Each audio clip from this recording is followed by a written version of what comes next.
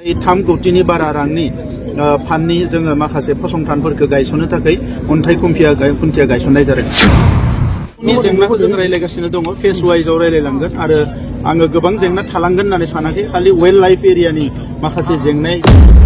बे सिगांनि इन्ट्र'खौ होनायनि सिगां आं नैबे मोनसे जोंहा ओरैबायदि बर'नि अशक राजा ब्लग होननायाव आरोना, बर'नि अशक ब्लग बिथांनि चेनेलाव मोनसे कमेन्ट नुनो मोन्दों जोङो। थारमाने बेवहाय जोंहा अखन दैमारि ना आखन दैमारि होनो, बिथाङा जिखुनु बबे पार्टिनि ना पार्टिनि नङा बेखौ जों मिथिया, नाथाय बिथाङा ओरैबायदि कमेन्ट हरदों, बिक्रम, कास्टम, प्रहलाद, रिन्जय बिसोर साब्रै मानसिनि थाखायनो बर'फोरा खौसे जानो हाला। आरो माखासे इउटुबार दं जेरै एमजे अफ्रि, एन्टि ब्रह्म, बर'नि अशक ब्लग, गेरेमसा, बिसोरनो आसल भाइरासआ। आरो बिसोर सानैसो इउटुबारफोरनि थाखायसो थांना दंसै BPF पार्टिया। खम डेन्जार होनबाथ' जों साब्रैसो मानसिया नङा होमबा, साननो गोनां बाथ्राया। दा बिथाङा मा साननानै जे बुंहरखो बेखौ जों मिथिया, नाथाय जोङो सोरबा बबेबा पलिटिकेल पार्टिजों सिथाबना थानाय जोंहा नङा। जोङो रावनिबो पलिटिकेलाव जों गरसेबो रां मोनजाया आरो मोनजानायबो नङा खोमा बे जिउआव बेलथायलांब्लाबो, मिथियोना, पलिटिकेल हान्जाया जोबलांब्लाबो जों मोनजानाय नङा खोमा। दा जिखुनु जाय हक, धन्यबादसै अखन दैमारि बिथांनिसिम रोजा रोजा साबायखर। नोंथाङा जिबायदि पइन्टखौ सानखांनानै जे कमेन्ट लिरना हरनो हादों, जुदि जोंनि थाखायनो जुदि बे पार्टिया थांनानै दङब्ला आं नोंथांनि साननायाव मददसो होयो। मानो होनना बुङोब्ला BPF पार्टिया जुदि जोंनि थाखायनो थांनानै दङब्ला निस्सय जोंनि थाखाय सानसे समाव जुदि सरकाराव फैफिननानै रायजो राजानि थाखाय मोजां जुदि खामानि मावनानै BPF पार्टिया देरहानो हायोब्ला अब्ला जोंनि नामबो थागोन नामा? नोंथाङा बै समाव जोंनि नामखौ रायखांगोन ना रायखाङा? जे BPF पार्टिया दिनैनि दिनाव एन्टि ब्रह्म इउटुबार अफ्रि दैमारि, एमजे बिथांमोननिफ्राय बा बर'नि अशक राजा बिथांमोननिफ्राय आरो गेरेमसा बिथांमोननि थाखायसो BPF पार्टिया दिनैनि दिनाव देरहानानै रायजो राजाखौ अनसायनो खाबु मोन्दों, रायजो राजानि मोजां खामानि मावनो थाखाय खाबु मोन्दों होननानै नाम ओंखारगोन ओंखारा नैखौसो साननांगौ जाना फैदों। 3 कोटि रांनि बारानि माखासे फसंथानफोरखौ गायसननो थाखाय माने सनितपुर जिल्लायावबो बा बिश्वनाथथिंबो थांनानै जोंहा बिटिआरनि CM प्रमद बर' सारमोनहा माखासे अन्थाइनि खाम्फा गायसनहैदों। आरो मैयानि दिनावबो सनितपुर जिल्लानि सिङाव थानाय राङापारा ओनसोलाव ना अन्थाइनि खाम्फा गायसननायखौ जों नुनो मोनदों। दा बेवहाय बिथाङा अन्थाइ खाम्फा गायसननो थांनायाव माखासे गोबांथार खोथा बुंदों। बेफोरबायदिनो मा फसंथाननि थाखाय अन्थाइ खाम्फा गायसननाय जादों आरो लोगोसे माखासे हा हुनि जेंनानि सोमोन्दै माखासे खोथा बुंदों। दा माबायदि हाफ्रा जानो थांगासिनो दं आरो माबायदि हाफ्रा जाया थालांगोन, अर्थात आरो जागोन ना जाया, माब्रैबा जागोन, बेफोरनि सायाव गुवारै प्रमद बर'आ अर्थात बिटिआरनि CM प्रमद बर' सारा फोरमायनानै होदों। नोंथांमोना दिनैनि भिडिअखौ फुल नायब्ला निस्सय बुजिनानै लानो हागोन आरो नोंथांमोना किसुमाना गोबांथार नुखाबो जानांगौ बा नुवाखैबो जानांगौ। दा जाय हक नोंथांमोना थेवब्लाबो नैबे आंनि भिडिअनि गेजेरजों बा आंनि चेनेलनि गेजेरजों नोंथांमोना नायनानै लादो आरो भिडिअखौ मोजां मोनोब्ला नोंथांमोना निस्सय लाइक शेयार कमेन्ट खालामनो मालाबाबो दाबाव। दा बे भिडिअखौ होनायनि सिगां आं मोनसे खोथा बुंनो सानदों। जिथुनाखि नैबे हिन्जाव मानसिखौ नुदों नङा होमब्ला, मैयानि दिनाव बे आंनि चेनेलनि गेजेरजों नोंथांमोना गोबांथार नुनो मोन्दों जोंहा प्रमद बर' सारनि अर्थात बिटिआर सरकारनि सायाव माखासे गोबां खोथा बुंनाय। स' नोंथांमोना किसुमाना बेखौ गोबाङानो साननो जानो हागौ, सोर हिन्जाव बेयो बहानि एफाग्राब थिफुदलि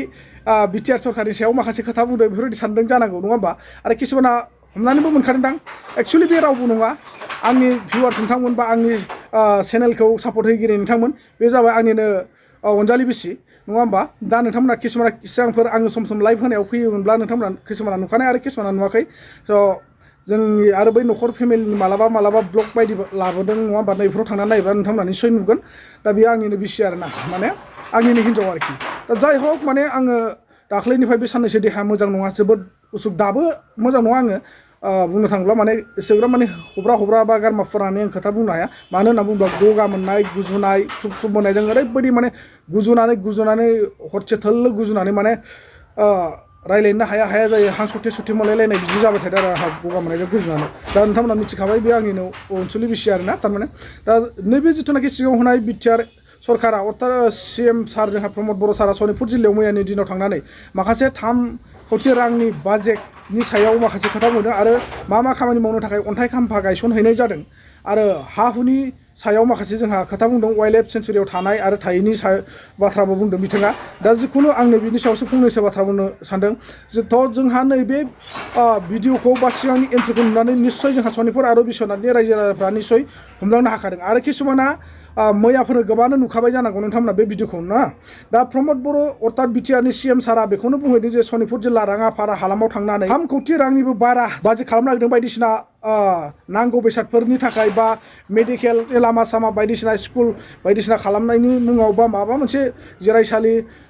बेफोरबायदिनि मुङाव आरोखि हमना ला बिथांमोनासो मिथिसिगौ बेफोरखौ मा मावनो थांगासिनो दङ नङा होमबा बिटिआर सरकारा जायफोर पावाराव दं जायफोर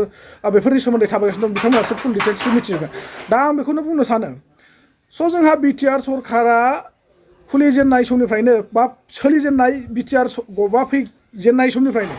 बेफोरबायदि सब जायगा खन्द' अन्थाइ खाम्फाल' गायसननानै दोनबाय थानोसै नामा बे अन्थाइ खाम्फाजोंनो रायजो राजा बिथांमोनखौ बुरखाय भट बिगासिनो दं नामा जे अन्थाइ खाम्फाजों बेसेबांसिम आरो बुरखायबावगोन रायजो राजाखौ दा रायजो राजाफ्राबो गोजोननाय मोनगासिनो नामा बै अन्थाइ खाम्फाल' गायसनना होजाबाय थानायजोंनो मा जागोन बेबायदि अन्थाइ खाम्फाल' गायसनना होबाय थानायजोंलाय जोंनो नांगौ खामानि जोंनो नांगौ डेभेलप जोंनो नांगौ जौगानाय नंगौना नङा स' हायोब्ला डाइरेक्टलि खामानिफोरखौ मावना दिन्थि बे अन्थाइ खाम्फाजोंलाय मा जागोन अन्थाइ खाम्फाखौथ' गायसननो हायोबा नाथाय खामानिखौ मावगोन ना मावा आरो मावगोनब्ला माब्लानि जुगाव जुदि नोंथांमोननाव सेन्ट्रेल सरकारनिफ्राय बेफोरनि नामाव स्किम फैखानानै दङब्ला थोंजोङै बेफोरनि मुङै बा बेफोरनि फाना सफैनानै दंखायोबा डाइरेक्टलि खामानिफोरखौ सुरु खालाम मावना हो मा अन्थाइ खाम्फा बेलाय जेरावखि जाया बबेबा कलेजनो बेबो अन्थाइ खाम्फा बहाबा लामा बानायनो नागिरदोंनो बेबो अन्थाइ खाम्फा बहाबा माबा मोनसे अफिस खालामनो नागिरदों बेबो अन्थाइनि खाम्फा बेबायदिजोंलाय मा जाबावनो जागोन सब समाय जेरावबो अन्थाइ खाम्फा गायसनबाय थाबाल' जागोन नामा हायोब्ला थोंजों डाइरेक्ट खामानिखौ मावना हो बे दा 4 बोसोर बारलांबाय 5 बोसोर हाबबायानो बिटिआर सरकारा कमप्लिट जाबायानो बुंनो थाङोबाथ' दा जुदि नोंथांमोना बे फैबाय थानाय इलेक्सनाव थारैनो जुदि जेन मारोब्ला बोरैबा माबा मोनसे जानानै अब्ला बै अन्थाइ खाम्फा गायसननाया मा जागोन बेखौलाय सोर मावहैगोन बेखौथ' आरो बै सोरबा खिथुनाव फैबाय थानाय सरकाराथ' मावनाय नङा खोमालै आन्दासाव जोंनो नाङालै बिसिनि अन्थाइ खाम्फा गायसननायखौ जों बेयाव मावा होननानै एरफोनासो गारबाय बायगोनदां बिदिनो बोरै जागोन होनबा दा साननानै नाय जुदि डाइरेक्टलि खामानिखौ सुरु खालामनानै दिन्थिब्ला मोजांसिन मोनो रायजो राजा आइ आफा बिदा फंबायफ्रा आं बेखौसो सानो आरो बेजों लोगोसे जोंहा हा हुनि खोथा बुंदों हा हुआथ' मालानि समाव जागोन बेखौथ' बुंनो हाखाया गेजेर ससेयाव जोङो हा हुनि लेखा पत्र रानदों होननाय खोनादों नाथाय बेखौबो जों दुप्लिकेटसो होननाय खोनालाबायदों बेसेबांसिम सैथो बेखौ आं बुंनो थाङाखै दिसुन एथ'ग्राब माने बुंनो थाङा आङो नाथाय बेसेबांसिम सैथो आंहा बेखौसो सानदों कनफिउस जादों माने दुप्लिकेट होननायबो जों खोनानो मोनदों नालाय मानो होनना बुङोब्ला नेटआव नायबाबो मोनानो दा माब्रैहाय जामारदों जों बेखौ मिथिया नाथाय आरो माखासे खोथा बुंदों प्रमद बर' सारा वाइल्ड लाइफ सेन्सुरियाव थानायनि माखासे खोथाफोरखौ माने मावनो हागोन बा हाया बायदि बिनि सायाव बिथाङा थब्लंलि बुङाखै नाथाय मावनो नाजागोन होनना बुंदों नंगौ सियर बे बाथ्राया सैथो नाजानांगौ नाजानाय थायोब्ला जाफुंनो हागौ निस्सय सानसे समाव दा जुदि नाजानाय गैयाब्ला आरो रावबो जुजिग्रा गैयाबा रावबो बेफोरनि सोमोन्दै थाबायग्रा गैयाबा रावबो बेफोरनि सोमोन्दै खोथा बुंग्रा गैयाबा माब्रैथो जागोन नङा होमबा बेफोर वाइल्डलाइफआव थानाय माखासे जोंनि बर' सुबुंफ्रा बा ट्राइबेल सुबुंफ्रा बबेयाव थागोन दा जि जायगायाव थाखादों बेयावनो हा हु धन सम्पति बिथांमोना ग्रोम ग्रोम जानानै दङ किसुमाना दा बैफोरबायदिखौ जुदि होरुनोब्ला बिथांमोनखौ बबेयाव दोनगोन नैबे मोनसे खोथा नङा होमबा जेरैबायदि दा सिट मोनसे हायावनो बिदा फंबाय न'खरथाम गाहाम दङ दा बेफोरखौ दुरुननानै लाङोब्ला होरुननानै लाङोब्ला बबेयाव दोनहैगोन बबेयाव मा खालामगोन बिथांमोनखौ सरकाराबोथ' सोर साबेसेनो हा होख'नो हागोन दा बेफोरबायदि जायो आरोखि दा जाय हक नोंथांमोना भिडिअखौ जोबजासिम नायदोंब्ला निस्सय बुजिनानै लानो हादों आरो बे बिथिंनि बेलायाव आंहा बेखौसो सानबाय थायो जे अराय सम जोङो अन्थाइ खाम्फाखौल' गायसननाय नुबाय थादों अन्थाइ खाम्फाल' गायसनबाय थानायजों मा जागोन हायोब्ला नोंथांमोना डाइरेक्टलि खामानि दामानिखौ सुरु खालामनानै देखाय स्टार्ट खालामनानै देखाय अन्थाइ खाम्फानि गायसनस्लायस्लायनो नोंथांमोना खामानिखौ मावनो हायोब्ला रायजो राजा आइ आफा बिदा फंबायफ्रा बांसिन मोजां मोनगोन आरो गोसोआव गोग्गासारनाय मोनगोन जे फैबाय थानाय बारावबो जोंहा UPPL सरकारखौनो अर्थात प्रमद बर' सारखौनो देरहासार होनांगौ बेफोरबायदि माखासे गोबां खोथा बुङो दाथ' आं बुंनो थाङोब्ला बिसोर जोंनिया ना सनितपुर जिल्ला बिश्वनाथ जिल्लायाव जेबो जायाखै जेब्ला नैबे इलेक्सननि थाखाय माखासे खोथा बुरखायनो थांलायबाय नामा नैखौसो आं सानदों आरो बिथाङा बुंबावदों माने बे इलेक्सनाव जानो गोनां जिथुनाखि इलेक्सनाव सनितपुर आरो बिश्वनाथाबो माने थोंजोंलि इलेक्सन माबानो हागोन होननानै बुंदों दा बिथांनि बुंनाय रावफ्रा बेसेबां सैथो बेखौथ' जों बुंनो हाला समा फैग्रोथोंसै अब्ला जों नुगोन जिथु बिथांनि बुंनाय बायदि जायाब्लाथ' आरो बिथाङा फिन खेब ससियेल मिडियानि गेजेरजों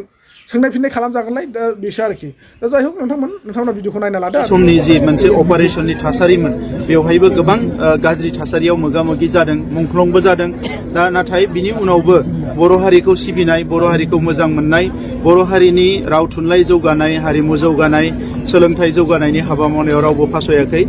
सनितपुर जिल्लानि एबसु सनितपुर जिल्लानि बर' साहित्य सभा सनितपुर जिल्लानिफ्राय BLT NDP गोबां बयबो खामानि मावबोदों आं बयनोबो साबायखर बावदों रायजो राजाफोरनो साबायखर बावदों आरो दिनै बिटिआरआव बे गामिफ्रा मोनफा मोनफा हाबनायनि फारिलाइयाव दङ 60 गामि हाबबाय नेक्स्ट फेजजों फैगासिनो दङ दा बेनि थाखाय आसामनि चिफ मिनिस्टार बिथाङा माखासे मन्थ्रिफोरखौ आरो दुलाराय बर' फरायसा आफादनि दैदेनगिरि गासैखौबो जयै बिबान होदों। बे हिसाबै माखासे गामिया इयुनाव हाबबावगोन। जिखिनि गामिया हाबबाय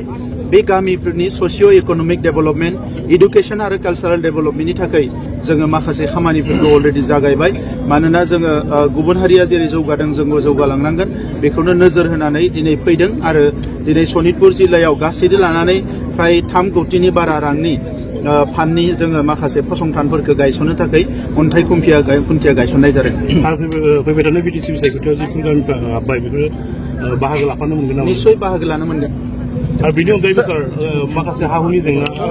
गोबां दंबावो। बे हा हुनि जेंनाखौ जों रायज्लायगासिनो दङ। फेज वाइजआव रायज्लायलांगोन आरो आङो गोबां जेंना थालांगोन होननानै सानाखै। खालि वाइल्ड लाइफ एरियानि माखासे जेंनाया एसे गोब्राब जादों, नाथाय बेखौबो जोङो सावरायगासिनो दङ।